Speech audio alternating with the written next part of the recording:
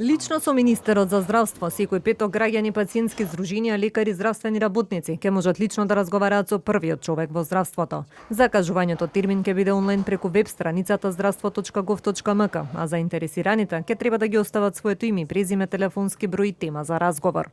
Средбите со граѓаните кои ќе бидат во трајање од 15 минути ќе бидат секој петок во периодот од 10 до 15 часот.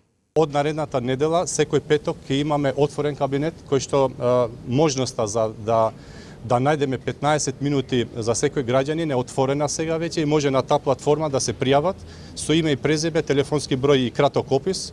И од наредната недела од 10 до 15 часот секој граѓанин кој што има сетиран слот, временски слот е добре дојде.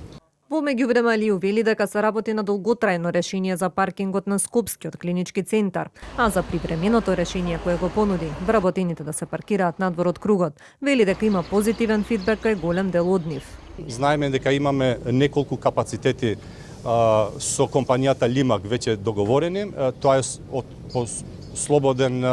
слободно можат докторите да се јават, ќе биде first come first served сервис, ќе можат да се паркираат таму.